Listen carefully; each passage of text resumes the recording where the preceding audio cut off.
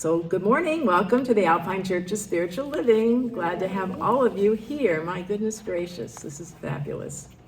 I'm going to be reading the thought for the week, and it is called Rejoicing in Life.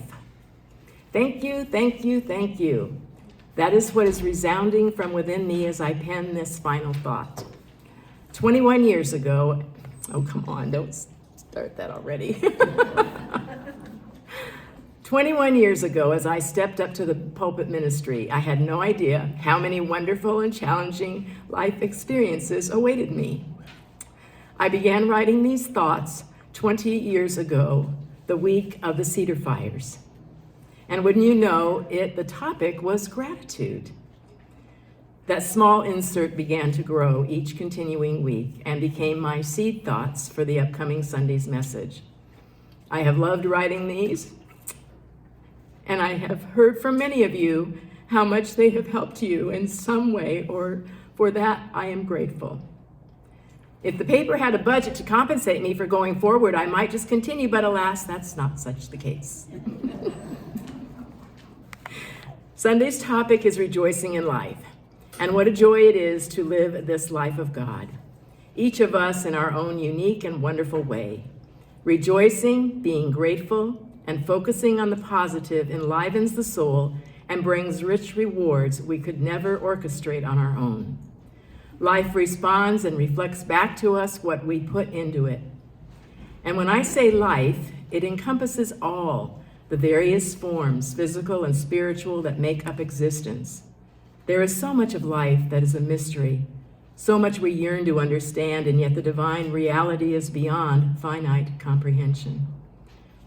That's why, to me, it's just best to step out in faith, accepting we are always in our right and perfect place, and the more we open our hearts, commune, and trust our inner guidance, our lives will be directed in amazing and glorious ways. When we do that, we find there is something greater within us than we have ever imagined. Take the time this coming week to rest in the silence, resonate with your inner being, your whole and holy self. Reflect on the good life has given you and sing praises of thanksgiving now and always. And if you're in the room and you have a program, you can say with me at the end of here, say with me, I rejoice in my life just as it is. I live the life I love, and I grow in my love for life. Namaste. Okay, well, this is certainly a joy to be here with all of you today. It's amazing. I know that I have told you each Sunday of this month that our theme this month is praise and thanksgiving. And our topic this morning is rejoicing in life. And I feel that through every bone and muscle and fiber of my being today. As I said in the thought, I wrote in the thought, thank you, thank you, thank you, springs forth from me, from deep within me. And I am so grateful to have traveled this journey with all of you and so many others that have come and gone from this beautiful space, from this beautiful place, the different places we've been. Boy, we've had a few locations that we were in and out of. And so it's just been amazing. And as I prepared this topic today, I thought, it's not going to be different. It's not going to be different than any other one I've ever done, because every week I say the same thing. There is one power. There is one presence. There is one divine energy. I'm sure you've heard that before, right? And it is expressing as all, everything, everyone, everything, every being. We have been reading Richard Rohr, and in his Falling Upward book, he talks about the two halves of life. The first half of life, where we are establishing our egoic nature, our careers, our family. He calls it our container. He says we're establishing our container in the first half of life. And in the second half of life, which is different for everybody. You know, it's not a certain number, it's not a magical number that happens. But in the second half of life, we can let go of that egoic nature so that we can be more in tune to being this beautiful divine energy that we are. And it takes a lot of times falling downward in order to go upward. And so I believe that many of us in this room are in our second half of life. And it's so freeing to accept the fact that I don't have to XYZ. I don't have to do it any other person's way but mine. We can sit in the seat of acknowledging that I can see a bigger picture here. Beyond what I said a few weeks ago, beyond my little whisker nose, you know, my little whiskers on my nose here. That we can be comfortable saying yes to life.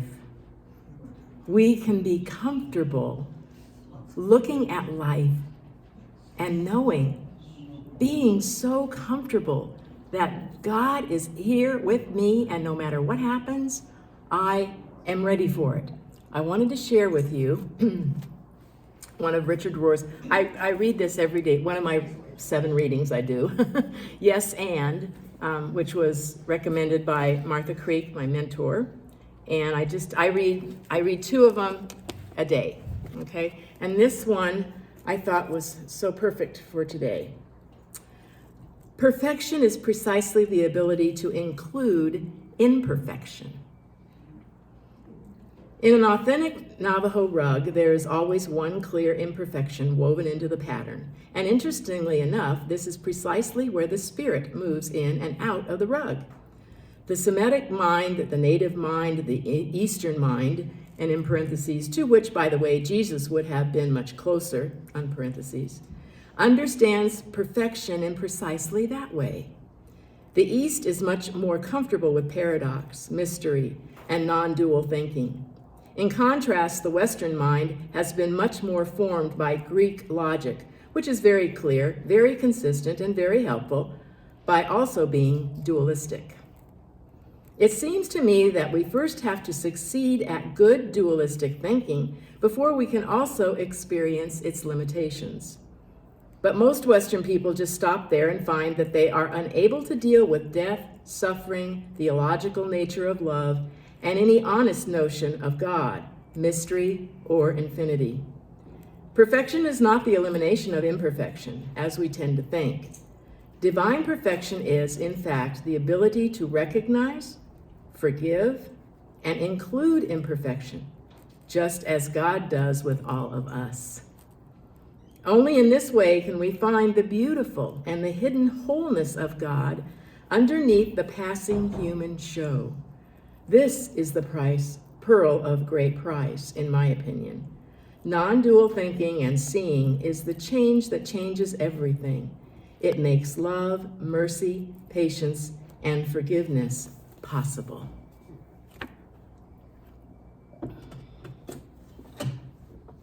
We are ready to let and allow. We are ready to, in my opinion, let life evolve. That we are here to come forth, to bring forth our true, holy, infinite self, and it's going to change. It's going to be different. That's the way it works. All of us are on our own particular route in life, and sometimes we feel that we're on a circuitous one, wondering, how did I get here? And how did I end up here? And it doesn't really matter. I was thinking of something just a minute ago, and I thought, one of my wonderful Jerry Coleisms, that was then and this is now. That was then and this is now. To remember that this life is living us now. I believe that all of us really want to do our best, you know, whether we have, in fact, the class I'm doing now is no bad parts. And it's talking about all the little voices in your head that go on here and there. And we've been working with the inner critic and letting the inner critic have its say so that we can learn from it. We can learn what are you trying to teach me? What is it that you need to be here for me, and allow it to be. So I believe all of us are doing the very best we can. I've always said if you knew better, you'd do better. Well, and then I got to thinking about that. We know a lot of things, but do we actually do them? The thing of it is, it's not that we have to know what it is, we have to embody it. There's a difference between knowing something and embodying it. So that's what I'm talking about, is that when we are able to embody something, it's like, when, you remember getting ready to, you're 16 years old or so, and you were gonna drive a car, learn to drive a car. Do you remember all of the different things that went through your head that you had to remember to do? To put on the gas, the brake, the steering, all of that. Now I understand that if you have a new car now, it's like you're needing a pilot's license or something to drive it, because they're just so tricky. So that was then, right? And you went through that process. Now, when you get in behind the wheel and you drive your car and you get to your destination, many times I say, how did I even get here? I wasn't thinking about driving or any of that. My head was in some other place, but you got here. That's because that's called muscle memory. You've done it enough to where it just becomes automatic. And that's what this religious science teaches. That's what our whole philosophy teaches, is that to being consistently productive in your thoughts, positive in your thoughts, allowing yourself to be in a realm that knows I have this God energy within me, no matter what is happening. And to go back and go back and go back to it, to acknowledge it. There was a woman, Zen master, named Sono, who taught one very simple method of enlightenment. She advised everyone who came to her to adopt an affirmation to be said many times a day, under all conditions. The affirmation was, "Thank you for everything. I have no complaint whatsoever." Many people from all arenas of life came to Sono for healing. Some were in physical pain, others were emotionally distraught, others had financial troubles, some were seeking soul liberation. No matter what their distress or what question they asked her, her response was always the same. "Thank you for everything. I have no complaint whatsoever." Some people went away disappointed, wanting more. Others grew angry. Others tried to argue with her. Yet some people quietly took her suggestion to heart and began to practice it. Tradition tells that everyone who practiced Sono's mantra found peace and healing. It's a pretty simple one. Thank you for everything. I have no complaint whatsoever. I want you to say that with me. Thank you for everything. I have no complaint whatsoever.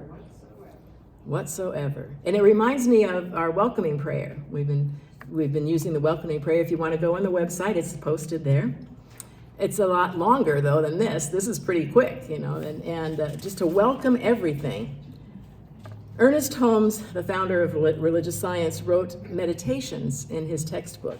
And the one that I chose today to share with you, I think fits so beautifully. The Joy of the Soul is the title of it. My soul with me rejoices at the realization of life. I am made glad so that I behold my inner light. I cannot be sad nor depressed, for all good has claimed me as its own. That good is capitalized, by the way.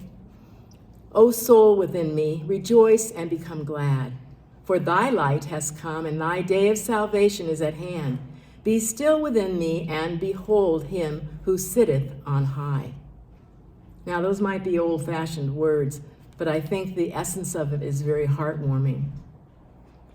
I wanted to share with you that every day, as I work with my inner self and my inner guidance, I utilize my affirmation that I've come up with, and it's like, riding the bike or driving the car. It happens every day, and it just spontaneously comes out, and I wanted to share it with you today.